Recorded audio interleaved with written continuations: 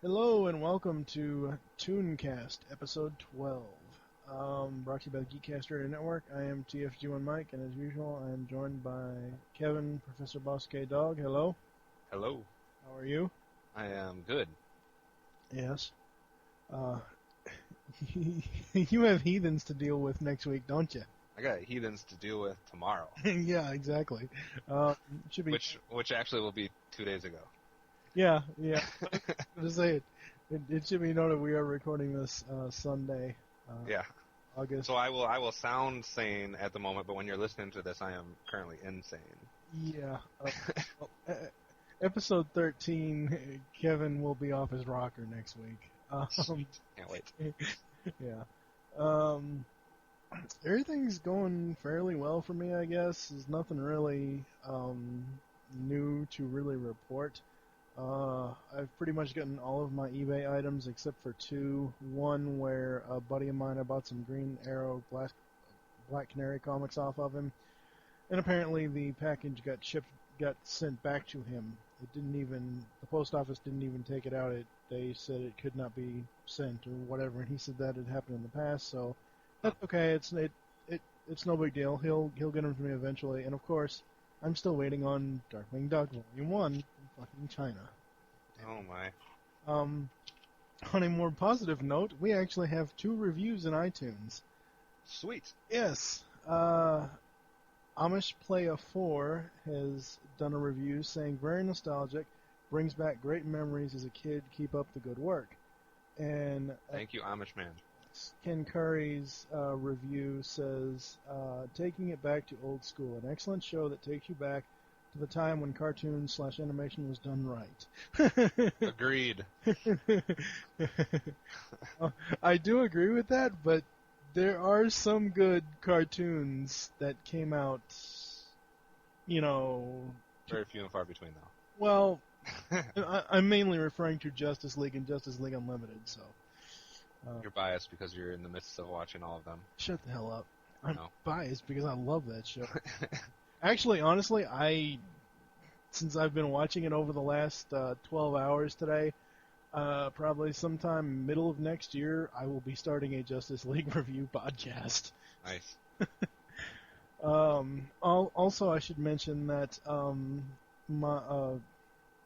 guess he's a buddy of mine. I don't know. I started listening to, it's one of my Twitter followers on ToonCast, Chicken Pop Pod. His name is Chris. Their podcast is Chicken Pop Podcast, and it's basically all, pop culture stuff and, cartoons and stuff like that. And, he's really big in the 80s. I had him on M-Wire episode 6 last week, the Mission Impossible films review, because Steve couldn't make it.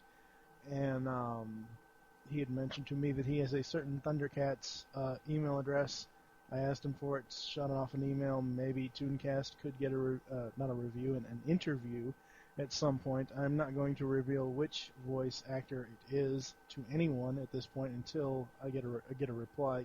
Either way, but yeah. Although I have a very good guess, but I won't say it. Yeah, just don't even say anything. I'm not, and even if you did guess, I'm not saying anything either way, so it doesn't really matter. We all know it's not Lynn Lipton. You never know. Oh my gosh, if you brought her along at some point, I may be done.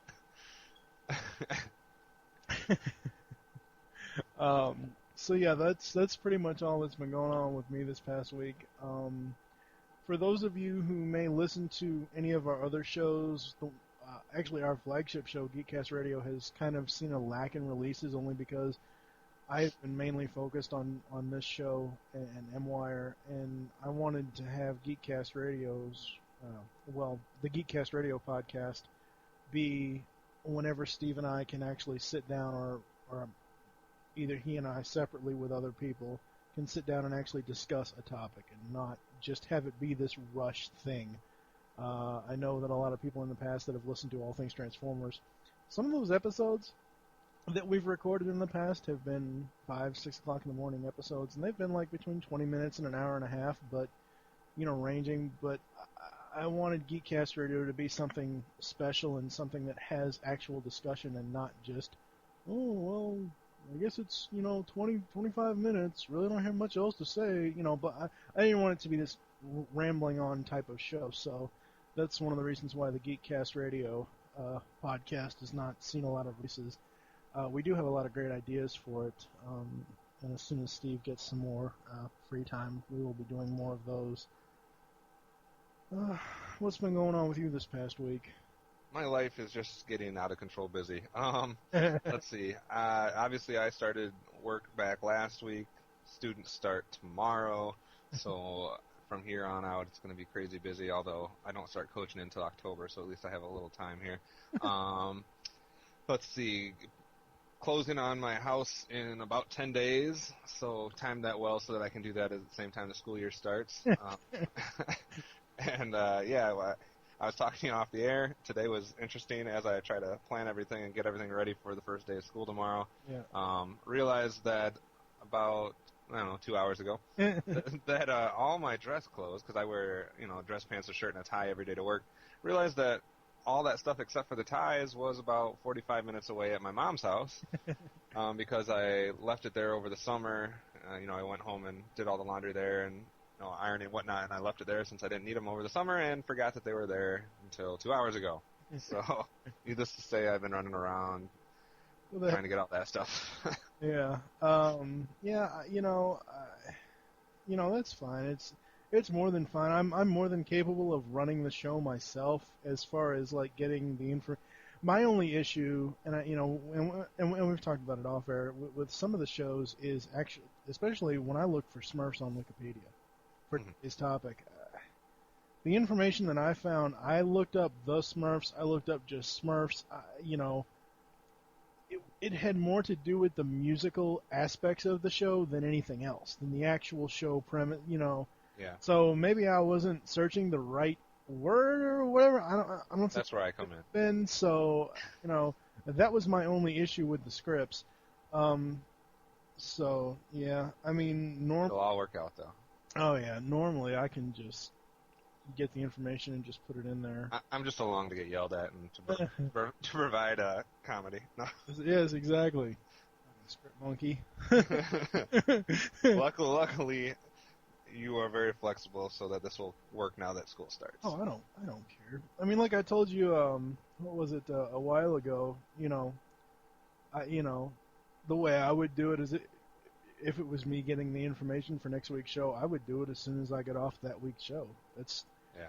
I mean, hell, I've already gone through, like, over the last 2 weeks, probably every morning. I think one morning I sat here from 9:30 in the morning till about 4 in the afternoon, just grabbing just information for each M-Wire episode. Yeah. We don't have a specific script format like we do on that show, like we do for this show. It's just the information movie, like when we eventually get to do the Marvel spotlight, like the X-Men films and the Spider-Man films, those are 3 films that we're going to be talking about in one episode. Yeah. So I just get all the information for the first movie, second movie, third movie, and I just leave it the way it is, and I have the intro and the closing and all that stuff. I don't actually have an actual format. I'm sure I could probably try to come up with one, but That reminds me where all my free time went this week when you were talking about going from 9 to 4 with the scripts. I have to do it every episode, so I have been obsessed right now with trying to complete Frank Welker's page. Over at BehindTheVoiceActors.com, if you go to Frank Welker's page, it currently has 169 of his roles, credited pictures, and everything of those characters. And I think I still have a couple hundred to go. Well, let's see. 169 characters out of 10,206,335. I didn't realize, and I'll admit this, I mean, I knew he was a voice acting god, and I knew his credits were super extensive with cartoon work. I did not realize he had done so many roles in movies. And mainly, you think of any Disney movie, he did something in it. And I did not know that. You mean live action or animation? Animation. Beauty and the Beast, Aladdin, Little Mermaid, all of them. It's probably a poo in Aladdin. I mean, he's the animals and all of that stuff. I mean, it's... if you need, and it's not us saying this, and it's not everybody else that's saying this, but it is a known fact. Mm-hmm. You need an animal done in animation.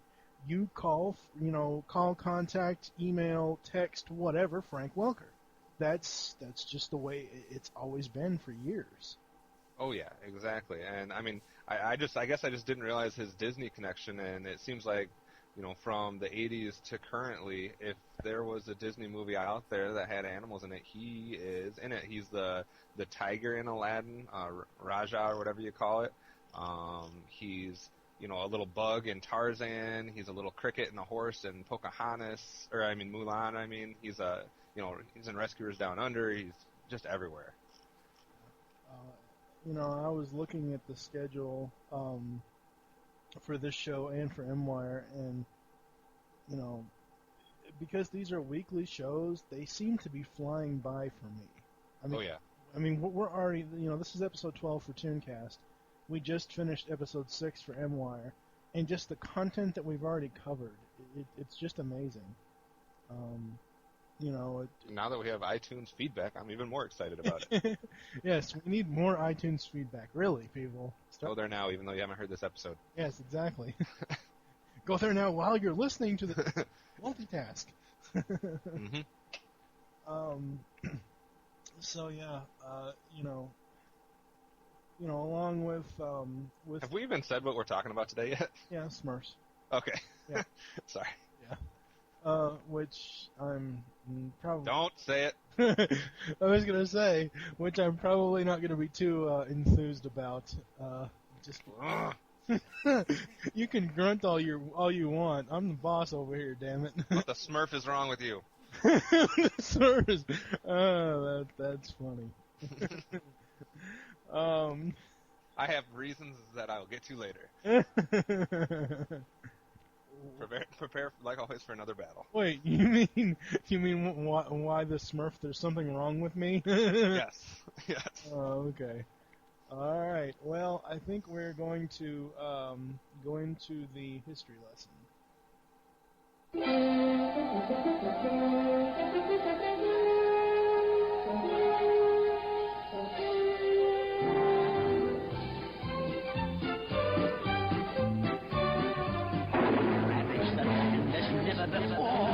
Total destruction from mountain to shore.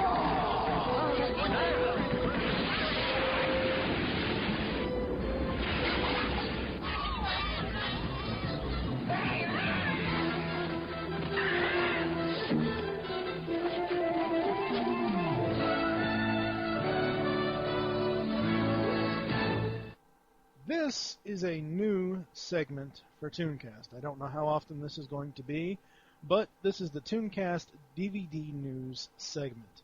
Some news last week came to my attention from TV shows on DVD.com. As everybody knows, the DC Animated Universe, along with Batman the Animated Series, Superman the Animated Series, Justice League, Batman Beyond, all that stuff, is one of my few of my favorite shows. And Batman the Animated Series saw a complete series release last November, I don't know, sometime last year or earlier this year, I forget. And I must bring up the TV shows on DVD news items for Superman the Animated Series, a look at the box art for the complete animated series. A week ago, Warner Brothers Home Video announced their November 24th release of Superman the Animated Series. The complete animated series, a 7 DVD set with all 54 episodes. Package art wasn't available at the time, but today we got our first look at it thanks to an e-announcement the studio sent out to retailers. We've gotten a look at the announcement graphic below, and we also cropped out the box from the big picture, straightened it out, and enlarged it a bit for you. We'll show you the first and then larger e-announcement. Check it out. And if you want to go over to this page, it's tvshowsondvd.com/news/Superman-animated-series-the complete-series. Just go over TV shows on DVD. It's like the first tvshowsondvd.com. It's like the first couple of latest news items. as I said, a 7-disc set. It's going to retail for $53.82. There is going to be a few new features. It comes out November 24th. There is one new feature, the Despot Darkseid, a villain worthy of Superman in over 20 hours of content. I loved the BTAS Complete Series set, and I'm glad that they're doing this with this one as well. Oh, yeah. The only complaint that I have with this, though, it doesn't, other than that one new feature, it doesn't seem like they are doing anything different from the volume sets. They're on the third disc of each volume set is a dual-sided disc. It doesn't seem like they're doing anything different other than just putting them all together in one collection, but I am glad that they're doing it. The other announcement that I wanted to read was the fact that I believe it's either 1 week, was it 24th?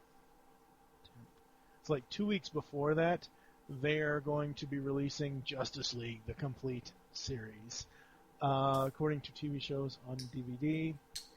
Similar to the recently revealed set for Superman the Animated Series and last year's release of Batman the Animated Series, Warner Home Video has today, which was this past Friday, so it's going to be a week ago when this aired, or once it eventually airs, has announced that on November 10th they will be putting out a 15 DVD collection of Justice League the Complete Series. Priced at $99.98, this comes with all 91 episodes of the animated series produced and aired under the title Justice League for the first 2 seasons, and then as Justice League Unlimited for the remaining 3 seasons. The collection includes new bonus disc with brand new featurette titled Unlimited Reserve, exploring the depths of the DC Universe, and it all comes bundled in a collectible packaging with special episode guide, booklet, enclosed. And as of right now, there's a controversy between Justice League seasons because I believe it was in season 2 they started using the widescreen format on Cartoon Network, and that's what the season 2 and beyond DVDs are. But as of right now, the complete series is set to be a full screen video showing instead of widescreen. So I'm not sure, and neither is TV shows and DVD what it's actually going to be when it finally gets released. I cannot wait for this. I have all 4 DVD sets for Justice League, and I have all 3 volumes of Superman, and I'm actually selling them on eBay if anyone wants to buy them. It's $160 plus free shipping, because I want to get this set. I'm hoping all the features that are on the individual season sets are on this, but yeah, this is going to be awesome. Got a couple other, kind of on a different note, but other release news that I'd like to bring up. They're cartoon related. Go ahead. Oh yeah, they are. One, just because I just did all these over the shows over Behind the Voice Actors, and the World's Greatest Super Friends.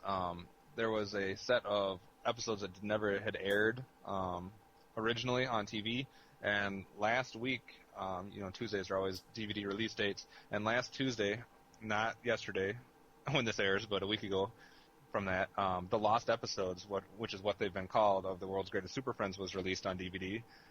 So you can pick those up and see them because you didn't see them originally. Kind of goes along with today's topic. When this airs, this will have come out yesterday. The Smurfs, Volume 2 Smurfy Tales is coming out, which is just a little collection of 5 shows. So if you are interested in what the Smurfs look like and you don't have Boomerang, you probably get that pretty cheap, probably only like $10, $12 or something like that. But it has 5 episodes on there, so that's being released a day before this airs. And the only other thing I have, which I may be interested in, I can't decide yet, is they've also announced a complete series release of what's it called? Saber Rider and the Star Sheriffs. Never heard of that show, so I have no idea. It's another animated 80s movie, or 80s series. So those are my 3 notes for TV shows being released here. Yes, and this segment may or may not become regular. I actually still am trying to work out a way to get around that as far as getting cartoon releases. I'm not really sure. This is kind of like the movie segment that Steve and I did in episode 3 of M-Wire, the movie news segment. So I'm not really sure how we're going to incorporate it, if we will incorporate it at all in future episodes of ToonCast. I think once I finalize an actual idea of how it's going to run and where it's going to run, it'll probably run after general chat before we start the show topic. But at the same time, I don't know how often it's going to be. I just had to throw it in here on this episode because I'm sorry, I almost fell out of my chair and basically just exploded myself because of just seeing those two news items. I mean, Superman is great, that's fine. The one I was mainly excited about was the Justice League because I love that show. That's right. I did the same thing when they announced that they were doing a whole series of Transformers and G.I. Joe. Yeah. Well, I did. Well, Transformers, yeah, G.I. Joe. Yeah. So yeah, this has been ToonCast's Toon TV DVD news. We are going to get into the show today. It is now time for the history lesson. Take it away, Professor. Hello, Smurflings. It is the Professor Boss K-Dog, and it is definitely time for another history lesson. And for this episode, episode 12, we're going way back to 1981 for the Smurfs. The Smurfs are a fictional group of small sky blue creatures, in case you have been living in a cave for your entire life, who live in Smurf Village, somewhere in the woods. The Belgian cartoonist Pierre Culford, often referred to as Peo, or I don't know if I'm saying that right, introduced Smurfs to the world in a series of comic strips, making their first appearance in 1958. The English-speaking world, which we are all part of, perhaps knows them best through the popular 1980s television series, which is what the topic of episode 12 is for today. Like I said, it's an American cartoon series. It aired on NBC from September 1981 to December 1989, with reruns going until about 1990. So it's almost on air for about an entire decade. Made by Hanna-Barbera, it is based obviously on that comic series and aired for 256 episodes with a total of 421 stories, which puts it basically at the top. Whether you go by 256 or you go by 421, it doesn't matter. It's still more episodes than just about any other cartoon series of that decade. And that does it for the history lesson. Let's move on to the rest of the episode. For now, this is the Professor, and class is dismissed. Okay, it is now time for the general memories recollections. And before we do that, of course, this being the Smurfs episode, I must play one of my favorite jokes from Jeff. If you choke a Smurf, what color does it turn? Choke a Smurf. Right. Is that what they're calling it now? What the hell happened to the chicken?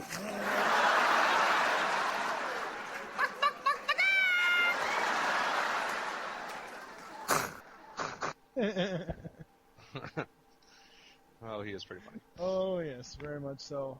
There will probably be a GCRN radio episode talking about his stuff at some point. I don't know when. Alright, well, I guess I'll start. Mr. Negativity over here, I will. I don't know if it was the fact that I didn't, I don't know what to say about this show, honestly. I watch it now and I cringe. Oh, sorry. No, seriously. I'll be quiet. I'm 29, I'll be 30 next year. You're old. I know, exactly. I honestly have, the only memory that I really have of this show is hoping Smurfette was taller and wore less clothes. Uh-oh. This podcast has become rated. It was rated X. Doesn't matter. Oh. Now it's like whatever's after that. Yeah. NC-17. Yeah. I can say, without actually having to go into actual show, which I know we will do eventually anyway today, but I can sum up this show in probably 4 sentences, 4 different lines. Little people living in the forest, giant human trying to eat them, and his cat always getting thrown somewhere from some Smurf doing something with some trap. That's pretty much the premise of the whole friggin' show. Well, at the same time, not, since I'm Mr. Positivity, no, most cartoons have the same premise done over and over and over again to a point. I mean, look at look at Transformers. Megatron's trying to do something, Autobots stop him, Megatron gets away, tries again the next day. Cobra, He-Man, they're all the same. And I mean, I agree to that point, but just I don't see where I just don't see where this was supposed to appeal to kids. First of all, I know it's a kid's cartoon, and what the hell? Yes, I'm talking in the mic the whole time. Oh, okay. Sounds like you're on a roller coaster. You may have to redo this clip. Is that any better? Yeah. Okay, I think we are just gonna redo this. Sorry, it sounded like you were holding the mic and like one of those people that talks and then like turns away from the mic and then comes back to it, and then I know that's not what you're doing. But... No, I'm just sitting here. Christ, I don't know. We'll just go on with this. I understand the premise of this is to appeal to kids, and I understand cartoons are all make believe and everything else. Believe me, I get that. But in what realm of a kiddie cartoon are you going to have to use magic? And basically, the Smurfs are ants. That's what they are. They're fucking blue ants. I've never thought of them like that, but okay. Well, if you look at it, Gargamel is a human. He's regular size. He might be a little diminutive with other humans around. He has a cat named Azrael. The Smurfs technically could either be little blue ants or little blue mice. For Azrael, I don't know. I really don't like this show at all. I can't believe I'm hearing this. I really don't. Oh my god. The show on a whole, if we had a grading scale of like 1 to 10, like we do on MWire on here on ToonCast, it would get a 0 from me. I'm banging my head on a wall. I'm sorry. I really don't remember anything good about this show. Much rather sit through Silverhawks than sit through this.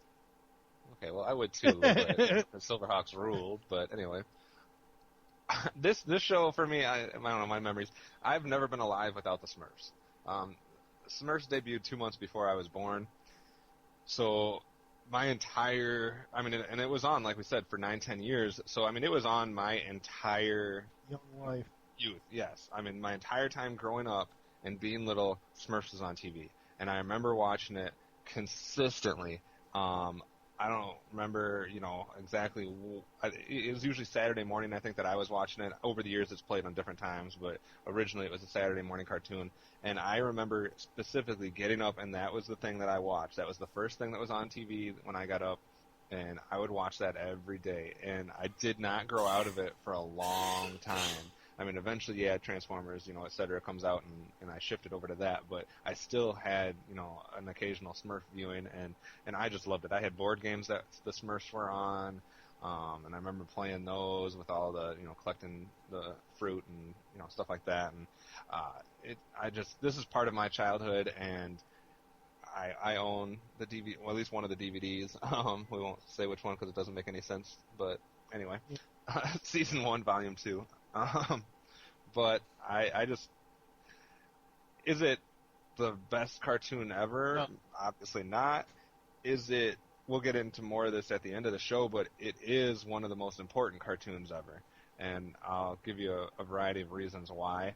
But I like it. I think it has a lot to appeal to kids. I think the music in it appeals to kids a lot like Looney Tunes, and the Merry Melodies type version of that had, it has some very classical music, but it keeps the kids into it. I think the personalities, which we'll get into in the character section, kind of attracts people kind of like Snow White and the Seven Dwarfs did, where you have the different personalities of all the dwarfs and stuff like that. And I don't think the little ant thing is that much of an issue for me, because a lot of shows, in the 80s, etc., were like that. It didn't bother me with last week's episode. Chip and Dale's were, basically little, running around like that. And a lot of other shows are similar, so that didn't really bother me. But I don't know. It just holds a special part with me, you know, just because I grew up on it. You know, and I mean, I agree with some of your points.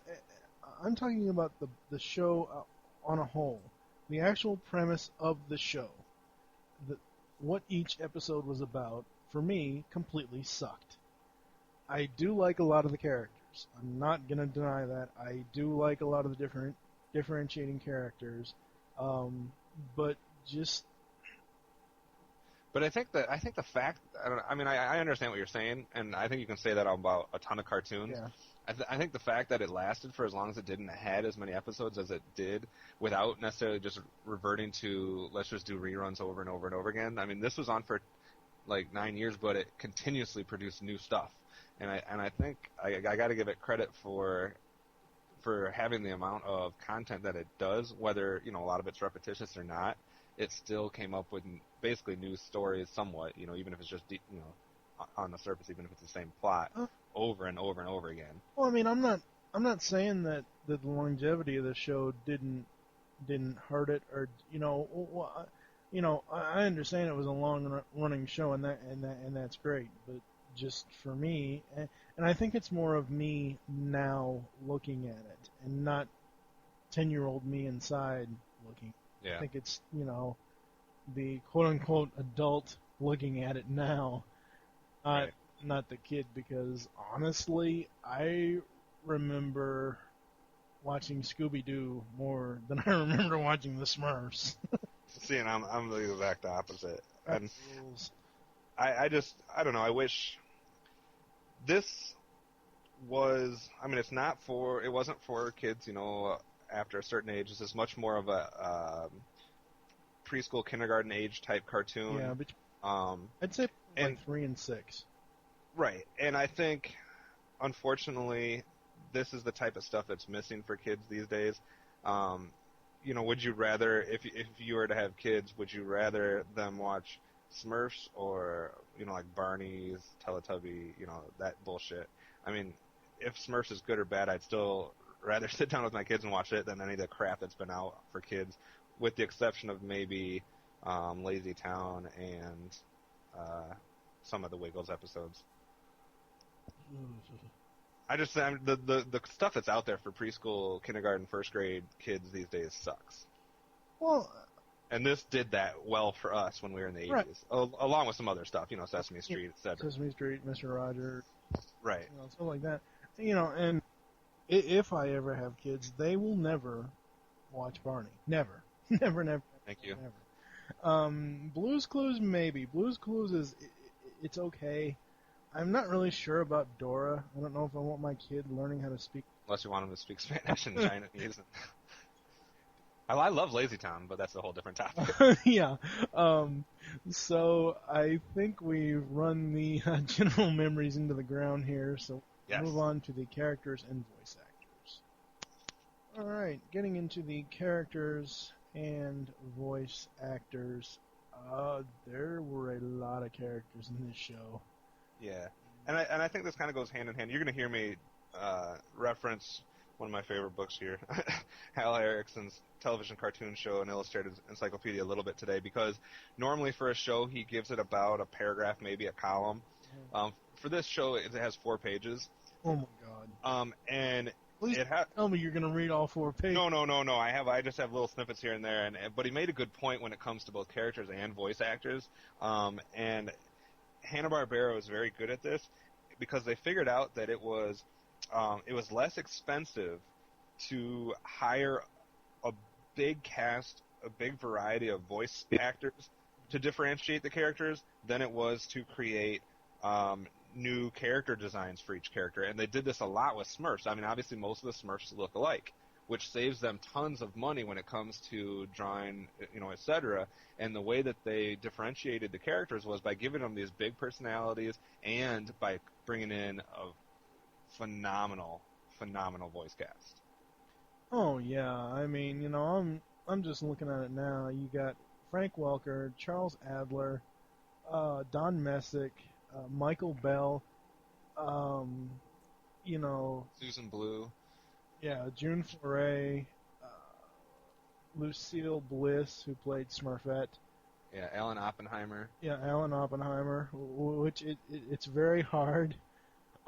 I want to see somebody put a comparison audio track together with Vanity Smurf coming out of the left speaker and Skeletor coming out of the right speaker. Because again, like we said in episode 10 for He-Man, you just don't get, or well, even last episode with Chippendales, you don't get that 2 or 3 of these voices are the same people. Oh no. I mean, the voice casters, I mean, I'll just keep going, piggyback on what you were saying, a couple other ones. I'm going to butcher his name, but Rene Auberjonis, the guy from Star Trek, I don't remember how to say his name. You know, my boy Rob Paulson. What? Yeah, Alan Young, Jack Angel, hold on, Jim Cummings, Ed Gilbert, John Stevenson, Cass Soucy, Trace McNeil, Ed Bigley Jr., Greg Berger, Greg Burson, Roger Carmel, Dick Gaudier, Vic Perrin. I mean, it's ridiculous. Yeah. It's absolutely ridiculous, the number of people. And, I mean, just take some of them. I mean, Don Messick is doing 1, 2, 3, 4, at least 5 roles. Yep. Frank Welker's doing 1, 2, 3, 4, 5, 6, at least 7 roles. And a lot of the time, you could not tell. No, not at all. I mean, this is a who's who. And if you were, I mean, we're talking about early 80s. This is everybody. Yep. This is everybody. Pretty much. You know, I'm not gonna. I don't think we should. There are way too many characters to read through them all, especially with the Smurfs. I think. Yeah, I think there's about 3 or 4 that we should mention. Yeah, there's about like 4 or 5 that I actually. Let's just go through the ones that we think are important, and we'll skip the rest. Papa Smurf. Papa Smurf is the leader of the Smurfs, voiced by Don Messick. He can be easily distinguished from the other Smurfs by his red clothes and bushy white mustache and beard. Everyone in the Smurf village turns to Papa Smurf when things go awry. Papa Smurf is very skillful in making magical spells and potions. I loved Papa Smurf. Huh? I loved Papa Smurf. Yeah, Papa Smurf was, you know, he was the Mac Daddy. He was just super awesome. And you know, I just want to let it be known right now, the script that Kevin put together for the voice actors, it has the original comics name, and we're not reading that. I'm not. No, that's all right. Because it's in French. Yeah, I mean, Papa Smurf's easily the most famous Smurf out of all of them. Between him and Smurfette, yes, very much. Yeah, I'd say Smurfette's probably number 2. Who was originally created by Gargamel, actually. In the cartoon, she originally had black hair, though this turned blonde when she became good. And until the creation of Sassette later on, she was the only female Smurf, which always kind of was interesting. Yes. And she was voiced by Lucille Bliss. Yeah. Smurfette was, you know, she was the affection of everybody. Everybody wanted to get in Smurfette's pants. Right. You got Hefty. Hefty Smurf is the incredible strength and often is seen as doing a lot of the heavy work in the village. Frank Welker. Yeah, he's voiced by Frank Welker. Brainy, I could not stand. No, I didn't like Brainy very much. I mean, we have to mention him because he is one of the main ones that you will see all the time. Oh, yeah. But I could not stand Brainy. Brainy Smurf fancies himself as an all-around brain of the village and an expert on everything. Although he is usually wrong, so he sometimes thinks that because he is, quote-unquote, supposedly smarter than anyone else, that makes him second in command behind Papa Smurf, and can do things better than the other Smurfs. He can be distinguished from the others by the thick glasses he wears, and he is extremely short-sighted. In the comics, during the Olympic Games, he called himself whatever. Referee. Which is apparently a referee, and handed out yellow cards to everyone. The Smurfs usually respond to his self-righteous preaching by hitting him over the head with a mallet or throwing him out of the village. Brainy, you know, again... Brainy was the annoying one. Yeah, Brainy was the annoying one, but again, he, to me, is a Starscream archetype because, you know, obviously he thinks of himself as second in command, you know... He's always trying to prove everybody right and whatever else. Right. The next one's one of my favorites. Jokey. Yeah, I love Jokey. I did not know until I looked at that. I did not know that was June Foray, but now that I think about it and I can hear the voice in my head, I'm like, Holy crap! Yeah. Yeah. Jokey was the cheerful Smurf who enjoys playing tricks on the other Smurfs. Almost always uses the same joke trick, like a yellow and red wrapped present that he offers to his victims, saying it is a gift or a surprise, and actually holds a firecracker, which is only an hypothesis. The inside of a pre-exploding present is never seen. That explodes when the receiver opens it, puffing out a lot of fire that blackens the bear's face or entire body, depending on the explosion size. Jokey briefly abandoned the exploding present shtick and embarked on a secret career as the masked pie Smurfer, a cloaked figure known for sneaking up on other Smurfs and throwing cakes at them. Now that was a funny episode. I do remember that, and I watched that. That was hilarious as hell. Yeah. Those are my main ones. I mean, you can touch on any of the other ones if you want, but I think Grouchy needs to be talked about just because. Only because Michael Bell voiced it, and just because it's just so funny. Grouchy Smurf is the misanthropic grouch of the Smurf village. His catchphrase is, "I hate something somebody else mentions," whatever. Grouchy usually has a scowl on his face. He was originally a normal Smurf, changed only when bitten by a bzz fly in the Dark Smurfs. Despite his grouchiness, he has a soft spot for Baby Smurf. he's like Grouchy from Sesame Street, or whatever the dude's name was. You mean Oscar? Yeah, that's what Oscar the Grouch, excuse me. Oh, no. Well, in a way. yeah, he could be, but I don't think Oscar was voiced by Michael Bell. No. And again, it just goes, the greatest thing about this podcast is all of the voice actors we've discussed in just 12 episodes, and the majority of them being the same voice actor. Yeah. And what I mean by that is, like, you take Michael Bell, you got Lance from Voltron, you got Prowl from Transformers, even though we don't. Duke from G.I. Joe. I mean, even though we haven't gotten to G.I. Joe, and even though we don't do Transformers on this podcast, but, all the other, all the other voices that he's done is just amazing to me. What was the other one? Give me 2 seconds and I'll give it to you. He's in a pup named Scooby-Doo. He was Stinkweed. Stinkweed, that's what it was, yeah. If we ever do Darkwing Duck, he's in that. We'll be doing Darkwing Duck thing. He's on the Super Friends, which we won't touch, but, Well, not yet. Down the line we will. Probably somewhere in 2011. Yeah. The only other one I really want to bring up as far as the Smurfs is Handy, only because for some odd reason I always thought Handy was like Brainy thinks he's the second in command. I always thought Handy was the one I always saw. Every time I would turn the show on, now half the time when I turn it on, it's in the middle of an episode. Handy's right there. Handy Smurf wears overalls and a visor attached to the front of his cap, with a pencil above his ear, and his handyman of the Smurfs. He helps fix things in the village and is known for his amazing technological inventions. He is the inventor of Clockwork Smurf and a Clockwork Smurfette. A friend of Hefty Smurf, Handy rescues a mermaid, Marina, and her ailing father in the cartoon, and Marina is Handy's love interest. And also... And again, Michael Bell. That's the, Yeah. It just amazes me what these voice actors can do. Oh, yeah. It's just... It's amazing. And just to give you a rundown of some of the other names, just in case you're familiar with them, we got Dreamy, Smurf, Clumsy, Greedy, Vanity, Scaredy, Tracker, Sloppy, Harmony, Painter, Poet.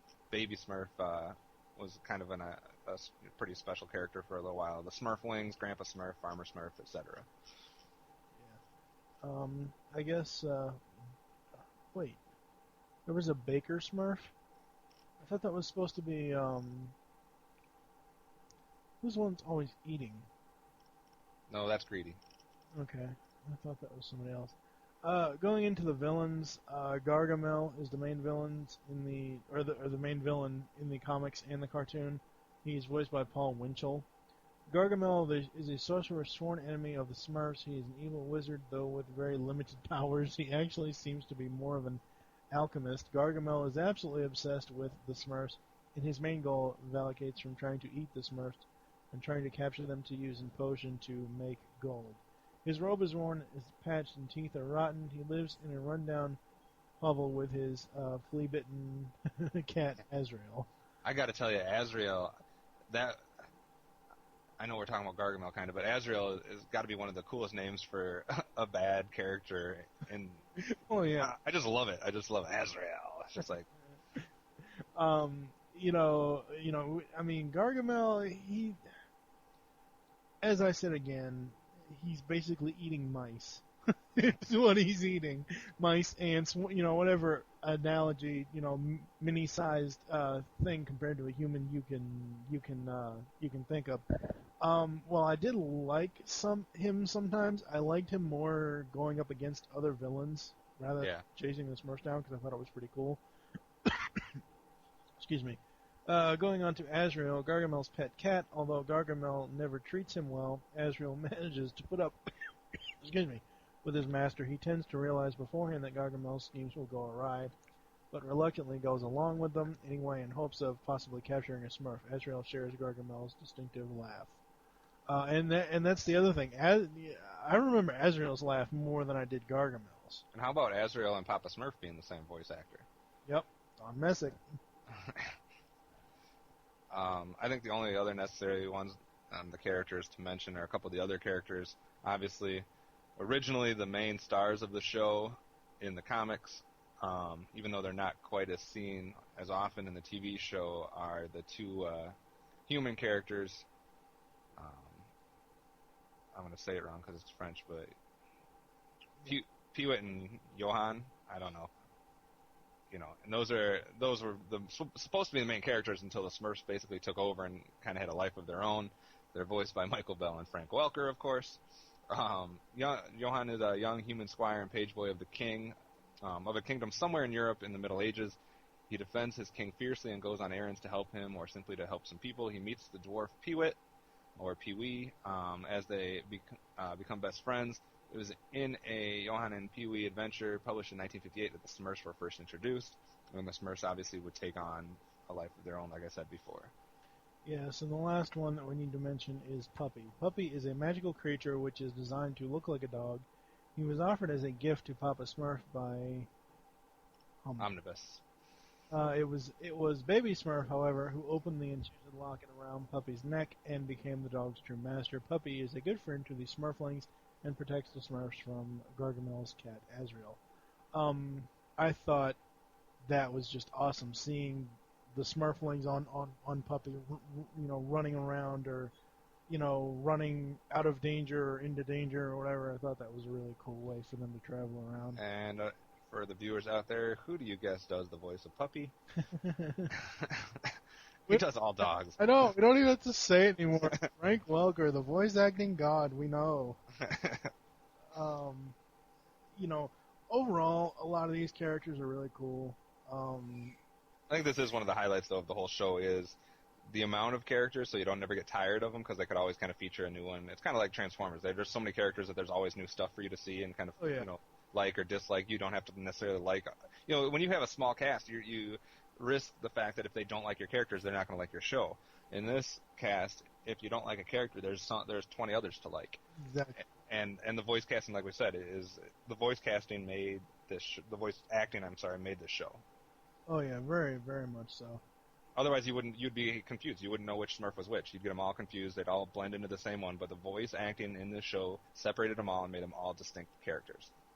Yes, very, very much so. So I think we're going to move on. I really don't have anything else to say about the voice actors or the characters. I mean, there really isn't so much more we can say that we haven't already said in the past 12 episodes. Right. Yes, they're gods. We know. That's why Lynn Lipton wasn't in this show. Oh, wow. That horrible, horrible image. Okay, no, I'm not going there. Okay, up next is the creators, writers, producers, behind-the-scenes segment. Take it away. I will go back to my book a little bit for a couple behind-the-scenes things because I found it interesting when I was reading through it. I must point this out to you. In this information, I guess you got from IMDb because that's what it looked like. None of these listings of any of the creators or writers list more than 256 episodes. So it was 256 episodes brought from 421 stories. Oh, I agree. It's not 421 episodes of this show. I know, but that's what they all say. Whatever. Wrong. going into a little bit behind the scenes information, going kind of straight from the creator. Ayo. Yes, Peo. Excuse me. Their collective name in the original language, even though I have no idea how to say it, it's like Smurfs or something like that, is slang for the word whatchamacallit. So he basically originally named them for his language's slang word for a whatchamacallit. Oh, I kind of... Chocolate candy bar. What's in a whatchamacallit? I forget. I mean, it's caramel. It's probably blue stuff. Ew. A couple other things, just going into the creation of the Smurfs. He explains, in different books and interviews, how he chose blue as the color of their skin. He was kind of playing around with some different colors. He vetoed yellow because he thought that made them, would make kids think of illness or like that they didn't feel good, sickness, stuff like that. So yellow was out. He vetoed red because he said that represented war and death. I mean, obviously Papa Smurf is red, but that's why he vetoed that for the skin color. And eventually he just figured this light blue color was, quote unquote, a child's color. So that's why they ended up blue rather than yellow or red. Oh, crap. I should have got another Jeff Dunham quote. Oh, my. And, I gotta say this whole thing about it. In the Spark of Insanity DVD, Jeff, in his intro, he's like, we have a Prius. It's not a black Prius, it's not a red Prius, it's a blue Prius. And it's not a blue Prius, it's a powder blue Prius. Yes, it's a kid's color. Yes. That's why it shouldn't be the color of your car. And just to give you a few little tidbits if you want to know what they are referred to around the world, in Brazil they call them strunts. In China they call them la xinglings. And sometimes in other English-speaking countries they are called Smurfies. And according to Peo, he was inclined to dismiss his creations, saying, quote-unquote, 3 years from now, no one will think of them anymore. 25 some odd years. We're doing a podcast about them. Well, you are. And even going past Peo into the NBC network, since this is still kind of behind the scenes, network headman Fred Silverman became interested when he saw his daughter playing with Smurf dolls in 1979. And that is what they were, toys before they were a show. He saw his daughter playing with one in 1979. 2 years later, it's a cartoon. So he had basically the best instincts in the world when it came sometimes to which shows he put on. Other than that, I mean, series directed by a ton of people. I mean, when you have something that lasts 256 episodes, you're going to have a god-awful amount of directors, writers, etc. But the ones that did the most, I'll just give the names, even though I'm not familiar with these guys. George Gordon, Don Lusk, Rudy Zamora, and Carl Urbano. Obviously, Peo is the biggest writer, having written at least parts of basically all the episodes. I'm not familiar with any of the other main writers. I don't know if you are. The only one I really recognize, I believe, is Michael Reeves. That's what I was going to say. I think he wrote some Transformers episodes. Yes, that sounds right. Are you talking just the writers? Yeah, just the writers. We have a couple names. I was going to say there are two names right here that I three that I really remember. Obviously, it's produced by Barbera and William Hanna. Yeah. And I'll let you say who the casting director was. Casting director was Andrea Romano, which, again, wow. So exactly. We have tracked her voice directing credits all the way back to 1981. That's right. Holy crap, she has done a lot of voice directing. Exactly. Casting or whatever. Right. Honestly, I mean, I know we're not into the actual show yet. And I don't know what special features are on the DVDs. I'm sure we'll get to that. I don't even know if we've even listed special features in the listing.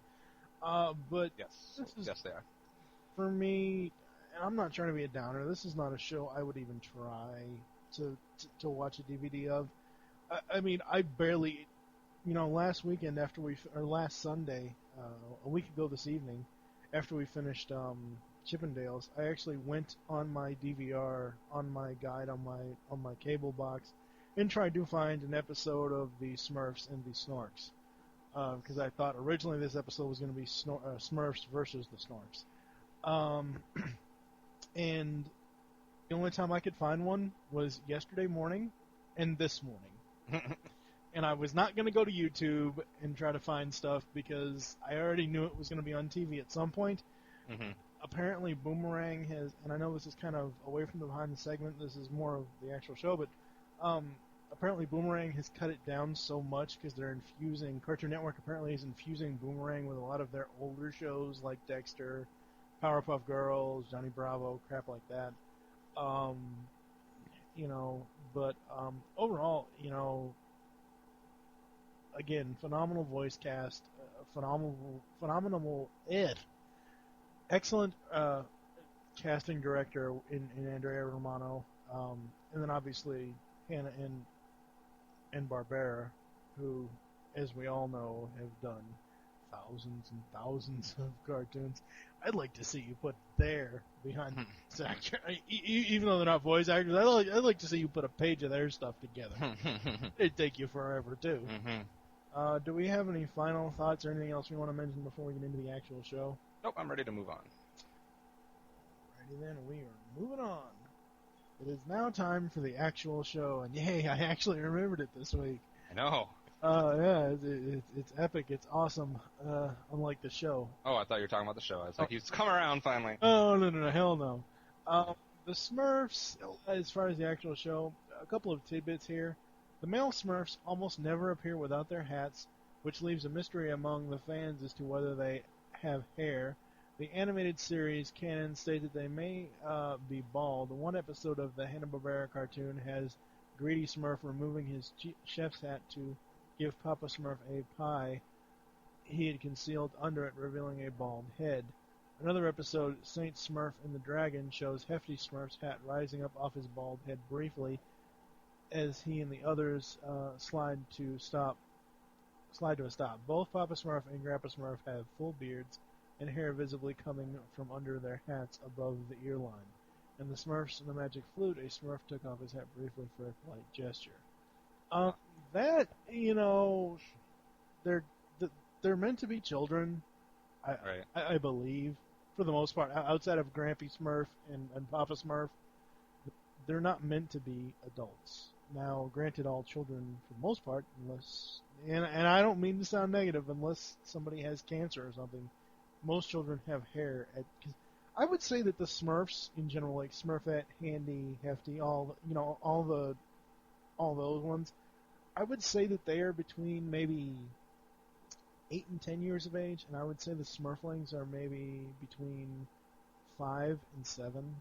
See, I would differ a little bit. I picture most of the regular Smurfs being somewhere between the ages of 10 and like 19. I picture them being a little bit older, and then the Smurflings being like the 5-6-year-olds, and then they got the, of course, Baby Smurf being the youngest one. But I think you're right that I don't picture them as being actual adults. I picture 19 though. That's a little stretch. I picture them as teenagers or young adolescent type age group most of the time. The Smurfs fulfill a simple archetypes of everyday people: lazy Smurf, grouchy Smurf, brainy Smurf, and so on. All Smurfs, with the exception of Papa, Baby, Smurfette, Nanny, and Grandpa, are said to be 100 years old. There were originally 99 Smurfs, but this number increased as new Smurf characters appeared, such as Sissette, and Nanny Smurfette is not one of the original Smurfs because she was created by Gargamel, the evil wizard. And of course, just to throw this in there, like some of you know, maybe some of you don't know, but Smurfs often move by skipping on both feet, even though they could walk or run. And they love to eat sarsaparilla, which isn't actually sarsaparilla, it's spelled a little bit different, whose berries the Smurfs naturally call Smurf berries, even though they only appear in the cartoon, not the comics, but a lot of times they're after those Smurf berries. I don't think I've ever seen a Smurfs comic book. I don't think I even want to see one, so if anyone wants to email in, please don't.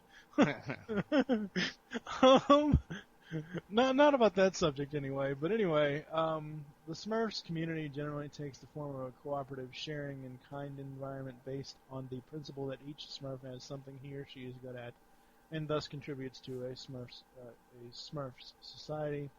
as he or she can. In return, each Smurf appears to be given their necessities of life, from housing and clothes to food. Some have argued that the foundation of the Smurf society resembles the basic principles of communism, although Peyo's son, something, I don't even know how to pronounce his name, has stated in an interview that his father wasn't interested in politics at all. Yeah, and I don't get the communist vibe at all. I think it's just trying to, teach kids the value that, everybody plays a part and all that happy horse shit. Yeah, everybody plays a role, and if everybody cooperates, then we're all better off for it. And of course, you can talk about the language. The biggest thing that you might remember about Smurfs, the show, was the Smurf language. And basically, you can substitute the word Smurf for basically just about anything. Any noun or verb in everyday speech, you just throw Smurf in there, and it works. We're going Smurfing on the river, Smurf today. It usually meant to make, to be, to laugh, to do, stuff like that. Are you trying to talk? I said that sounded horrible. Oh. It was implied a number of times that Smurfs still understand each other due to subtle variations in the way they say it. Humans have found that replacing an ordinary word with the term Smurf at random is not enough. In one adventure, Pee-wee explains to some other humans that the statement, "I'm Smurfing to the Smurf," means "I'm going to the wood," but a Smurf corrects him by saying that the proper statement would be, "I'm Smurfing to the Smurf," obviously said a little bit different, and, so on and so on. They argue about it. But basically, you've seen this a lot when people reference Smurfs as, just throwing that word Smurf into everyday languages to mean whatever you want it to mean. Kind of like Shakespeare did with his plays. I'm not comparing Shakespeare and Smurfs. God for that. And the other thing about their world, obviously, is Smurf Village. Smurfs lived in basically this little place called Smurf Village, and the Smurf used storks in order to travel long distances, such as the kingdom where Pee-wee and Johan live, and keep up to date with events in the outside world. Smurf Village is made up of mushroom-like houses, which is always kind of something I thought was odd, trying to get kids to do mushrooms. No, I'm just kidding. Mushroom-like houses of different shapes and sizes and sometimes different colors on their spots and stuff like that. I don't know. You think you got any more comments about Smurf Village? Well, talking about mushrooms. Oh, I forgot. It's almost impossible for an outsider to find Smurf Village unless you're led there by a Smurf. Yes, very, very much so. Okay. Well, apparently... Okay, there it goes.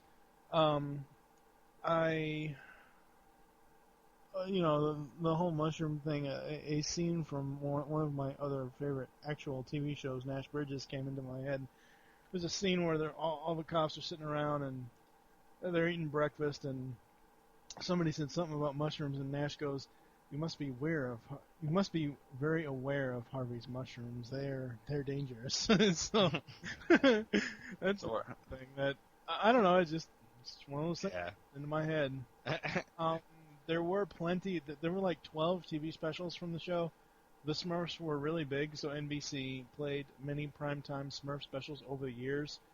There's some trivia here. In France, the episodes with Johan and Pee-wee are considered as a different TV series, and therefore distributed with a different title, Johan and Pee-wee.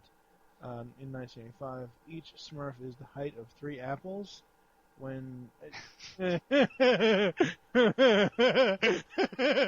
don't even know if we can even go there. I'll say it. No, I'll say it. Holy shit.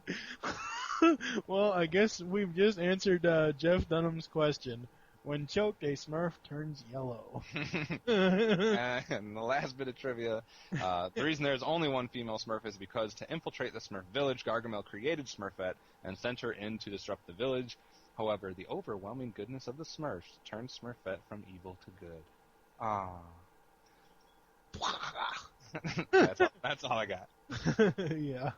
Yeah, that's all I have too. So I think we're going to move on to the music segment. Okay, the music for the show. I think this is one of the highlights too. I mean, I like a lot of parts of the show, but besides voice acting, I think the music was huge. Yeah, I don't deny that, but when I was originally getting the information for both this and Snorks, as I've said before, I was originally going to plan this to be a battle between the Smurfs and the Snorks to see which show is better for this episode. It just Smurfs was better. We just know that. shut the fuck up. That's cruel. No, not shut the fuck up. Shut the Smurf up. Thank you. That's much better. Much better. But it just amazed me, the entire list of all of the stuff that some of the music cues are taken from, and I was like, Oh, yeah. holy crap, it's going to be a whole music segment, which normally the music segment for our shows don't last that long. Yeah. So I guess if you want to go into it, Yeah. go into it. Over the decades, many singles and albums of Smurf music have been released in different countries and languages, sometimes very successfully, with millions of copies sold. The best known is the single, The Smurf Song, and its accompanying album created by Dutch musician Pierre Kartner, who we would probably better recognize him under the name that he sings under, the alias Father Abraham, which I know I grew up listening to a lot of Father Abraham stuff, which actually reached the #1 position in 16 countries. Worldwide, more than 10 million CDs with Smurf music have been sold between, get this, 2005 and 2007 alone. We're not talking about, 80s and 90s here. We're talking about 10 million CDs between 2005 and 2007. I did not know that. That shocks me. And then, like you were referring to before, the Smurfs was noted for its frequent use of classical music as background music or themes for particular events. And I'm not going to necessarily name all the different actual names of the pieces, but just running down a few of the names that you would be familiar with of some of the background music that was incorporated into the Smurfs. You have Bach, Beethoven, you have Mozart, you have Schubert, you have Stravinsky, Tchaikovsky, and Richard Wagner, from the Ring of the Valkyries. And, it's just who's who in classical music. It's in the Smurfs somewhere. Yep, very, very much so. And the theme song, while some people think it's awesome and great and put it up there in their top 5. No, it wasn't my top 5. It's top 22. Oh, well, whatever. I put it in number 22. I put it, actually, you're going to hate me for this. I put it ahead of G.I. Joe, Thundercats, Silverhawks, He-Man, and Transformers. Well, Silverhawks I can understand being. I think I put it along with a couple others that are similar. Video. I put it along with, I put it right behind, I put Smurfs at number 22. I have Inspector Gadget 21. So, David the Gnome at 20. So it's not in the top 20, but it's a great theme song. You hear it, you recognize it. I whistle it a lot at school just to see if anybody understands what it is. That's very sad. I just want to see if anyone recognizes it. No one does. They're all little kids now, so they don't know what the Smurfs are.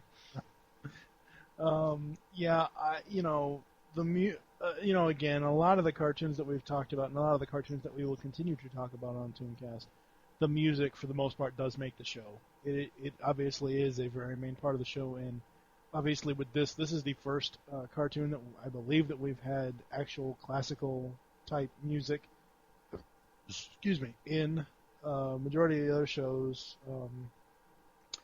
either Saban and Levy have done, or other people outside of them, have done it, like Bernard Hoffer for Thundercats, stuff like that. I don't think we've done a show yet that has had classical music in it, unless it was maybe put in there as, part of a scene of or a certain episode or something. But none of the episodes that we've done so far here on ToonCast. So round of applause for Smurfs for bringing in the classical music. Oh. Pre-Fantasia. Oh, God, here we go. I hated Fantasia. Sorry. Let's not get into that. So I think we're done with the music. Okay, it is time for the legacy segment. I guess I will. This is what I've been waiting for. Sorry, go ahead. I guess I will talk about the first parts here. We got. Before you do this, boo! Sorry. Shut up. Why? Why are you? Wait. Horrible. What the hell are you booing about? What you're gonna say first? What? IGN. Oh God! I didn't even. No, I looked at it in the title thing. And it was like, what the hell? It's like, and you started talking like ratings, IGN rankings, reviews. I didn't even really realize that the first. I may protest IGN after this. The Smurfs was named the 97th best animated series by IGN. They called it kitty cocaine. Holy crap! That's just god awful. Up during the age. I'm an addict then. Oh my god. 97th best is bullshit. Excuse me, I don't cuss a lot on this show, but 97th best for Smurfs is bullshit. They rank Chip and Dale's above this. That's ridiculous. I may no longer reference IGN in future shows. No, we have to. You may, I may not comment on it. Have to. Silent protest. Who made that list? They need to be shot. They need to be killed by a million little Smurfs. Oh my god. 50th anniversary of the Smurfs and the 80th anniversary of the birth of its creator, Peo, were celebrated by issuing a high-value collector's coin, the Belgian €5 50th anniversary of the Smurfs commemorative coin, minted in 2008. Oh. A country frickin' minted a coin after this cartoon, and you rank it 97th best. Name me another show that a country has minted a coin of. Seriously. Oh Christ. Do you know why this show is popular? Do you know why this show is great? Because, like we've said before, a sign of you being great is people trying to imitate you. Yep. And people try to imitate the Smurfs nonstop, especially in the 80s. Yes. Go ahead. Well, I was going to say the Smurfs have been, like you said, imitated or parodied. Similar fictional races include Astro Sneaks. Okay, that's weird. A series of space-based themed figures made by figurine company Bully. After they lost the license to the Smurfs and the Snorks, the BizCats 2 American animated series from the 1980s parodies include the Smirks from Ebola World. Wow, that's... So we don't need to mention that. horrible name for a company. Yeah. Which was removed after copyright holders threatened to sue. Lerps from the cartoon Megas XLR. The Shubs from an episode of The Grim Adventures of Billy and Mandy, which, God, I hate that show. And I got some others that aren't listed there, though, just real quick. Okay. Just some other 80s shows. You had The Littles, The Little Bits, The Mochichis, Shirt Tails, Snorks, Wuzzles, like you said, The Biscuits, and there's just a ton of imitators. I don't care. The Wuzzles were awesome, and the Snorks were awesome. So I like the Shirt Tails, but they're all imitating the same thing. So, Smurfs was their mold. Okay, as far as Smurf as a nickname, because of their characteristic blue color, Smurf has become a nickname for pretty much anything distinctly colored blue. Examples include police forces of Greece, Spain, Denmark, and Finland in the United Nations, Protection Force members in Bosnia because of their light blue helmets. In competitive online gaming, a Smurf is an experienced player who creates a new account, a Smurf account, with fresh stats to make themselves look like a beginner in order to bully genuine beginners who have far less experience. That's yeah. just... I mean, Smurfs has it's infiltrated all parts of our world. You never know where it's at. Participants in online news groups and blogs may also be defined as Smurfs as an insult and description of a silly and childishly cute style in their participation. Actually, just going down to a little bit further, Smurfs, I mean, like I said, it's everywhere. Look at this last one. The blue artificial surface of the football field at Boise State University has been nicknamed Smurf Turf by American sportscasters. I mean, everyone knows when you say Smurf what you're referring to. Go ahead and go into the awards. Okay. And to prove more so, not only has it had a coin minted because of it, IGN bastards, it has been nominated or won tons of awards. Wait, 1, 2, 3, 4, 5. It said 5 nominations and 3 wins. and it has we talked about the 12 TV specials. Yep. Half of them won awards too. So we have nominated for daytime Emmys in 1989, 1988, 1987, 1986, and 1985. You got nominated for a daytime Emmy, what was that, 5 years in a row? Yep. And they won the 2 years before that. Yep. So that was 7 straight years where they were either nominated or won a daytime Emmy, and that was big for a cartoon back then. And then they also won the Humanitas Prize in 1987 for children's animation category. It's often referenced in tons of stuff. Summer Rental, which I would have to watch Summer Rental. I know I have to rewatch that now. Yeah. Punky Brewster, Tap Your Troubles Away. The show is mentioned by name. Night Court. Ask if he can start at the think tank at 10 a.m. instead of 9 so he doesn't miss the Smurfs. The Simpsons Roasting on an Open Fire. Mystery Science Theater 3000. I got to rewatch Tommy Boy, too, to see where it was in that. Yeah, Tommy Boy, I don't know. And one of my favorite Jennifer Love Hewitt movies. Yeah, well, you gotta watch that anyway. I have it on DVD, but I gotta watch it again. Oh. Can't hardly wait. Reference to Smurfs. Where? When? I gotta watch it. Oh crap! I forget. Gone in 60 Seconds, Donnie Darko, Tommy Boy, and then of course Saturday Night Live, Venture Brothers, Weeds, Sopranos, Robot Chicken, Entourage, South Park, even The Girls Next Door. Holly's wearing a Smurfette T-shirt. It doesn't get better than that. Bride Wars. Holy crap! For someone who doesn't curse on this show, you list The Girls Next Door 4 different times on it. Oh, 6 different times. There's 6 different episodes. Dang it. Yeah. Bride Wars just from this year. Liv is called a Smurf when she has blue hair and Fast and Furious. One of the drivers calls another racer a ghetto Smurf. Remember that? Yeah. And then I there's also just watched. I love that movie. Nice. It's also been featured in Back to the Future Part 2. I love the 80s Strikes Back. Yeah. And then spoofed in a bunch of stuff. Robot Chicken. Yeah, Robot Chicken, Saturday Night Live. Majority of it Saturday Night Live, Family Guy, South Park. Yeah, all that good stuff. Anyway, obviously we know there was comics. We don't need to talk about that. Talking about the comics, advertising. Nobody really cares about the advertising. They're dead. I like the figurines, even though I don't think I ever really had hardly any of them. It's from 1959 on until the end of the 1960s. Dupuis, I don't know. It sounds good to me. I don't know. Produced Smurf figurines, but the best known and most widely available Smurf figurines are those made by Schleck. A German toy company. Most of the Smurf figurines given away as promotional material by BP in the 1970s and McDonald's in the 1990s are made by Schleck as well. New Smurf figurines continue to appear. In fact, only in 2 years since 1969. 91 and 98 have no new Smurfs entered the market. That's ridiculous. Well, it's only 2 years in the past since... I don't know, only 2 years since 1969 have there not been a new Smurf figure. Yeah. Schleck currently produces 8 new figurines a year. Over 300 million of them have been sold so far. That's Okay, first of all, as much as my 29-year-old self hates the show now, first impressive. of all, eat it, Beanie Babies. Yeah.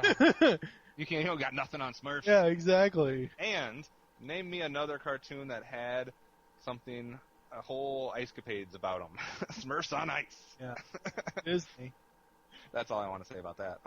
I know, but I mean Disney was the... Yeah. Disney does plenty of stuff on ice. Yeah, I mean a non-Disney, excuse me. Yeah. And we really don't have... I mean, again, that's... Smurfs on ice is pretty much all we have to say about that. You understand what we mean. I like this. Around 1984, the Smurfs began appearing in North America theme parks owned by King's Entertainment. Each park featured a Smurfy attraction and Smurf walk-around figures. I've never been to one, and I never will be. We don't need to mention, there's video games for them, obviously, in just about every system you can think of. Yeah. Well, the DVDs, as soon as I fix up the little thing here so it doesn't show on two different pages. On February, as far as DVD releases, February 26, 2008, Warner Brothers released Season 1, Volume 1 on DVD. It contained the first 19 episodes. On October 7, 2008, Warner Brothers released Season 1, Volume 2 on DVD. It contained 20 episodes from Season 1.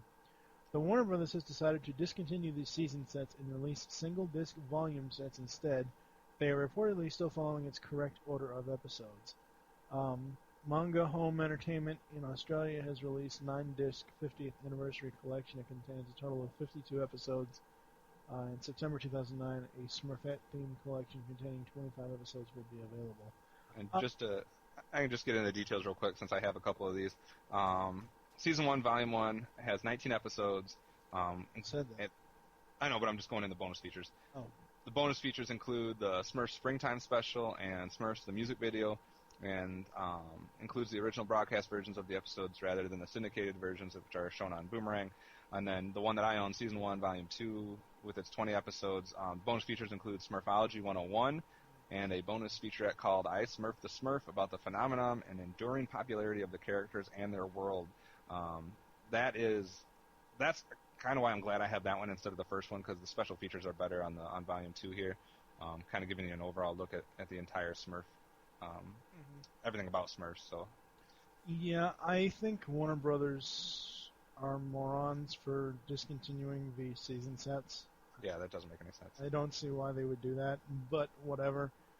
I do have one thing that's not listed in the script that I do want to mention also, since we're talking about kind of like the legacy. Even though Disney claims that they did this, they're wrong. Smurfs, the debut of whatever the Smurf was, let's see. Come on. Hold on. I forget which Smurf it was, but one of the Smurfs that was created later on, here it is. A hearing impaired wood elf named, I think it's Laconia or something like that. Her debut, when she debuted on the Smurf show in the early 80s, was one of TV Cartoondom's first handicapped characters. It was a hearing impaired wood elf. And it was a decade before Little Mermaid, so Disney, you weren't the pioneer in that. Smurfs had the first handicapped cartoon character. Thank you. I really don't. I mean, I know we're going to go into our final thoughts and stuff like that, I'll just do that in the closing. Anyway, no, I was going to say something, but I'll save it for the closing after we're done with the actual topic for today. So we are going to move on to our final thoughts and then the closing. It is now time for our final thoughts. Yay, it's over. No. Ooh. You can go ahead. Start with the negativity, end with the positivity. Yay, it's over. Okay, that's his final thoughts. Would I put this show as, one of the best cartoons ever? No, I wouldn't do that. But if I was to come up with a ranking of the most important cartoon shows ever, it would definitely be in the top 5, if not in the top 2 or 3. And let me explain why.